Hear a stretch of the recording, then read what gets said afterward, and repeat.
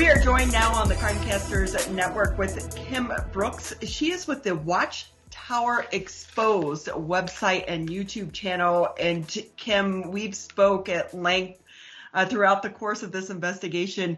You are a warrior. Well, thank you. And thank you for having me on your show. I appreciate the chance to speak out about this. Tell us a little bit more about WATCHTOWER EXPOSED. What is the purpose? The purpose is my husband and I woke up back in 2012 to what the Jehovah Witness were doing, hiding the child abuse problem, and there was just so much. It was so overwhelming. And we actually shut our business down for a year. We have a side business, and we shut that down for a year just to do research about WATCHTOWER's history and their court cases and all of that. And we realized, oh my God, we're in a cult. And we really weren't sure what we wanted to do, but we just started going on forums and talking to people, and we realized this wasn't an isolated case. Mike and I were disfellowshipped. The general public would consider that excommunicated, just for not believing WATCHTOWER doctrines anymore. And we didn't even speak out to anybody. Mike just made one comment to his mom, and she called her congregation elders, and before we knew it, we were disfellowshipped and excommunicated, and they kicked our daughter and son-in-law out just because they're our kids. And then we just started learning about this abuse, and it's like, you know what, we need to help those who are leaving, not only Jehovah's Witnesses, but all these other abusive organizations. It hasn't been an easy path for you guys, though, has it? No, it's not, because the organization, Jehovah Witness, WATCHTOWER organization, they always want to label us as lying apostates, that we're just out to get them. We just want to destroy them. And they tell the current members, like our friends and family, not to even talk to us. My mom has not talked to me for 9 years. Mike's mom, my husband, has not talked to him for 9 years. My daughter is their only granddaughter. They haven't talked to her for 9 years, and she did nothing. She has done nothing. And this is what their shunning policy is, that you do not have any contact, not even a text, to see how your family member is doing. So can I ask you, on a human level, what is that like to think like your mom is out there? In your mind, is she still there, or do you almost have to mourn a death for your family?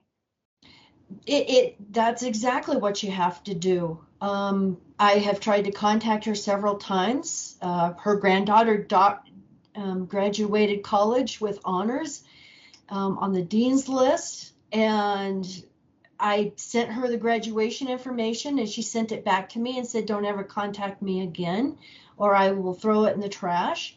It is one of the worst psychological things you can do to a family member, to another human being. WATCHTOWERs, I was talking about their human rights. They go crying to the United Nations and, our human rights, especially with what's going on with Russia and these other countries, they're being banned in. And it's like, what about our human rights? You've weaponized our families. That is a horrible psychological thing to go through. And even in the XJW community, we see so much mental health issues.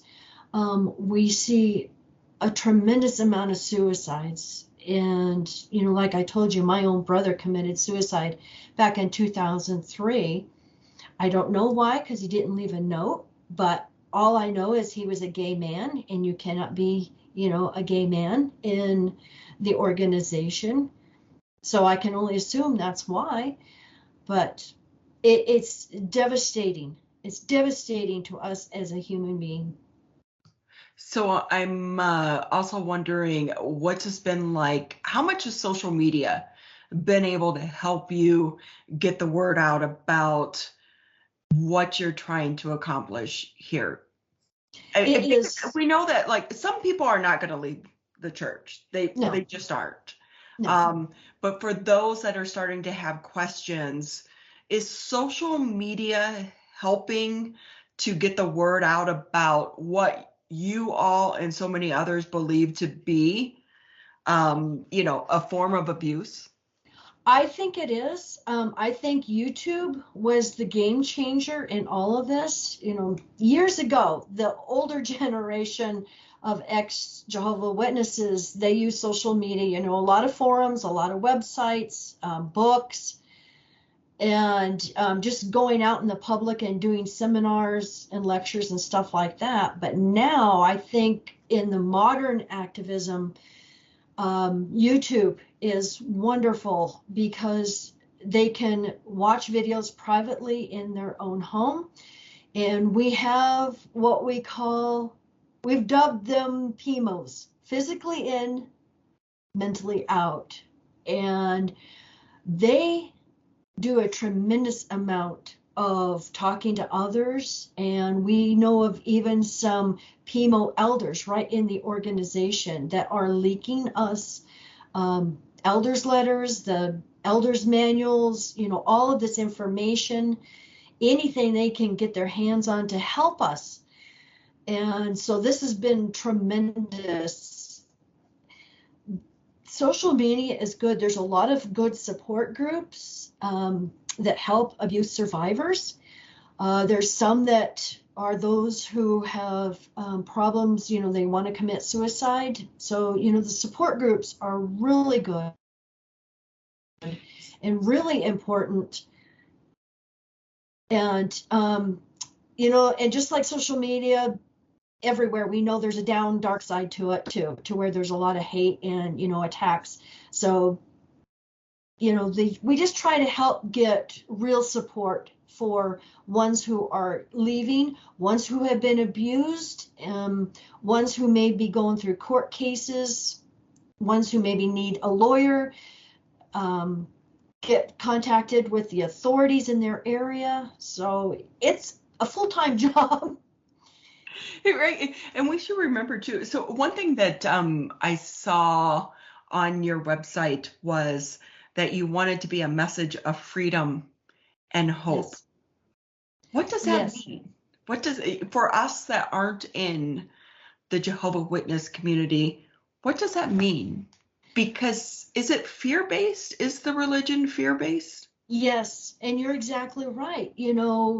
We grow up, Armageddon's coming at any time. And sorry, I get a little emotional about this, but Armageddon is coming at any time and we have nightmares.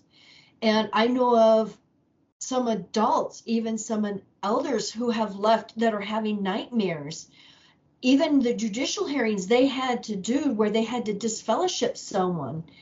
And it's very difficult. But yeah, it's a very fear-based organization. If you say anything against the organization or the governing body, you can be disfellowshipped and excommunicated, and nobody wants that because they see what happens to those of us who leave. And so it is very fear-based. You can't ask questions. You're afraid, And same thing when you find out about an accusation of child abuse, it's all quiet, you'll get disfellowshipped. So yeah, the whole thing is fear, and that's what we work. That's the goal of our channel and our website is we want to help people find their freedom to live the way they want to live their lives. And that's the most important thing is, yes, we have these scars of abuse. I'm a survivor of physical abuse. But, it's always going to be a part of us, but we need to, okay, how can we live with this? This is part of me. Okay, I want to heal. Now let's move on and do what we need to do. And that's the biggest thing is, and everybody has to decide for themselves how they need to heal. What a path that you are walking, though. I know that you're also walking this path with your husband. Would you Yes. have been able to do this if the two of you did not decide to leave together? I don't think we would have. And if we would have known now or known then what we know now, we Yeah. probably would have never started it. But, it's almost like it gets in your gut. I mean, we quit at least a couple of times a year, and it's like, okay, we're done. But then you hear something, or you get an email or phone call from someone, and that's the rewarding part. And it's like, okay, we need to keep doing this. Mhm. And I think about this, Kim, because I'm sure that not only the scars of being, is it called disfellowshipped? Is that disfellowship Disfellowship. Yes. from your family during this process? But I would think you guys are probably receiving threats for those that are Yes. still within the community. It's got to be hard. Yeah, that's the hard part. Thankfully, the good and the love and support outweighs the bad. But yeah, I mean, like I was telling you before, recent wannabe preacher is just so hateful and so vile and said horrible things about our family, even my daughter. And my daughter never did anything to this guy. Hmm. And that's the hard part, is dealing with the behind the scenes, it's just a mess a lot of times.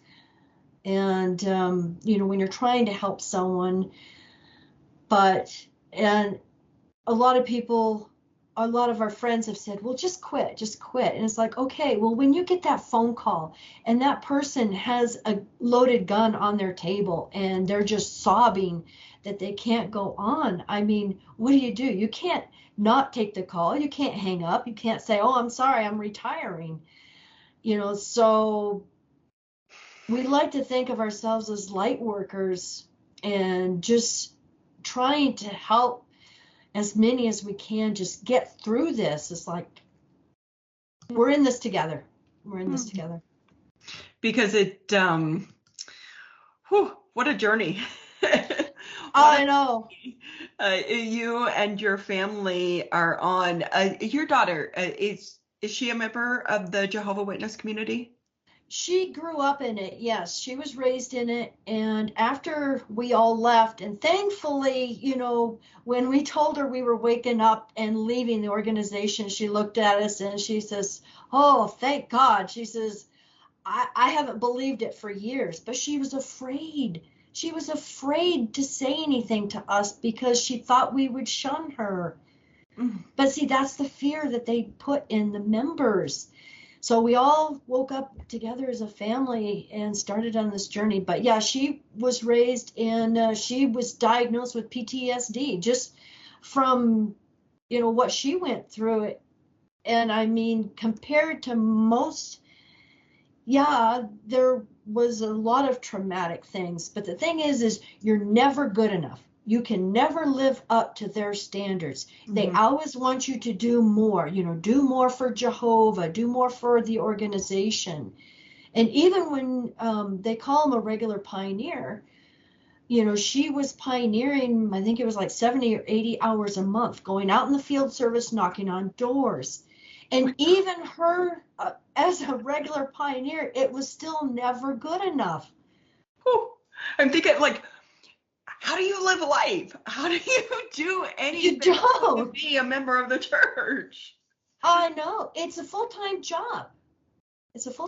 And they keep the members so busy because you not only have your meetings, there's the midweek meeting and the weekend meeting, but you've got to study for those meetings. Then you've got to do your personal study, personal Bible, reading, and then time for field service. And since, COVID has been going on, they can't go out knocking on doors. Yeah. So they've been writing letters. Hey, can you explain to us as well, Jehovah and Armageddon? The word Armageddon, if you Google anything Jehovah Witness, is the basis of the belief of the JWs. Yes, yeah. Armageddon is ours right there.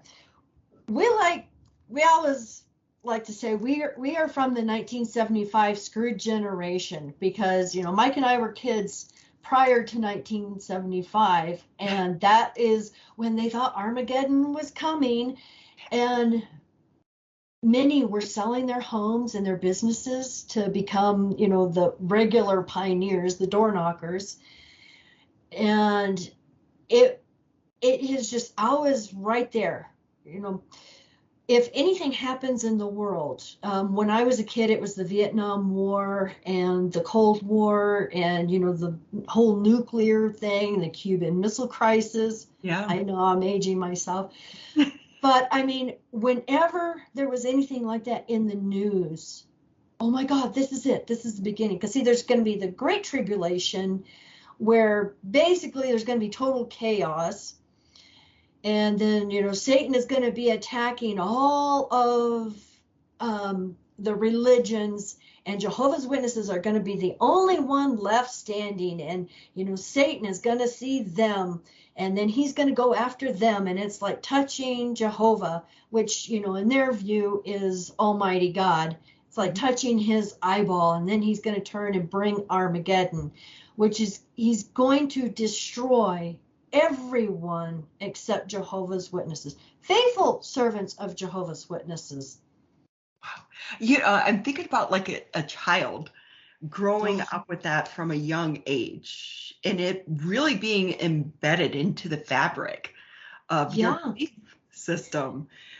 But it's horrible. I mean, it gives you nightmares, and every once in a while, I still, at my age, still have a nightmare about Armageddon. And as a kid, I got to where I didn't want to even go to school because I thought Armageddon was going to come when I was at school and I wouldn't be able to, get home to my parents. It's horrible.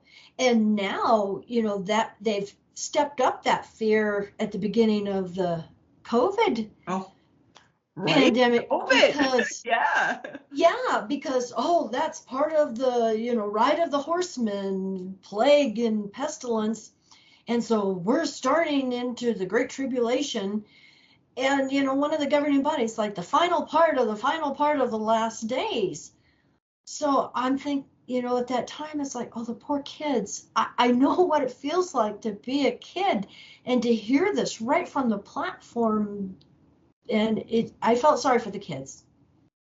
So can I ask you, because there is something about being a part of a community and feeling like you have an extended family.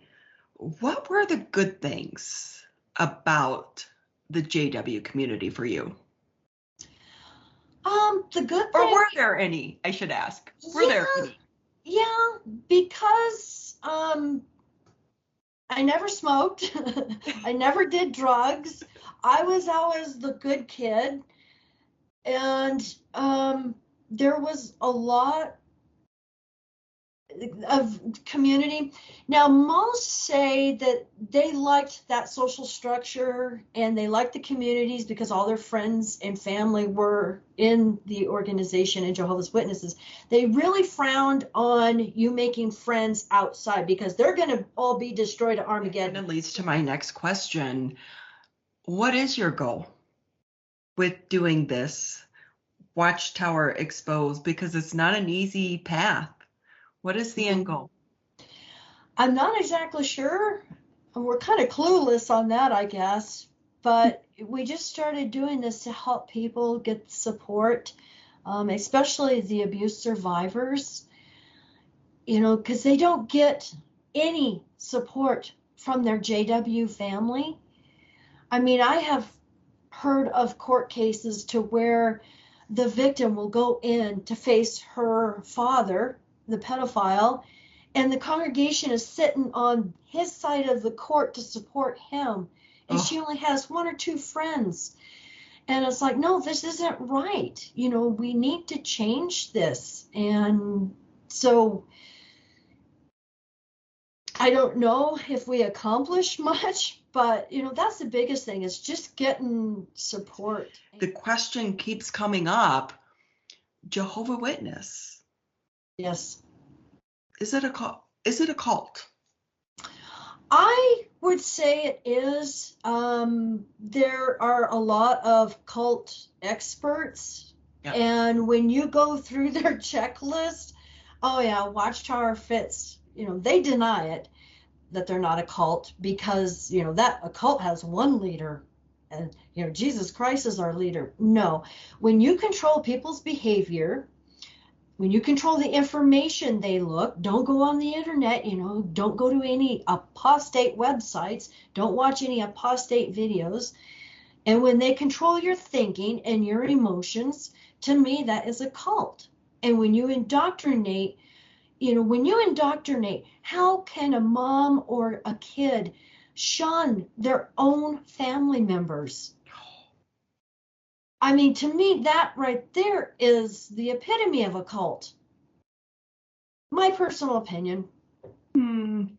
Well, you are a survivor, and a survivor that is thriving and making a difference in so many lives. Hey, Kim, before we say goodbye, can you tell us again, what is your website?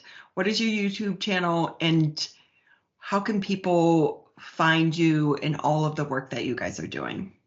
Okay, our website is watchtower.exposed. Our YouTube channel is Kim Mikey, Mikey, and there's a space between our two names. And then usually people can contact us through our email, kimmymbrooks@gmail.com. And then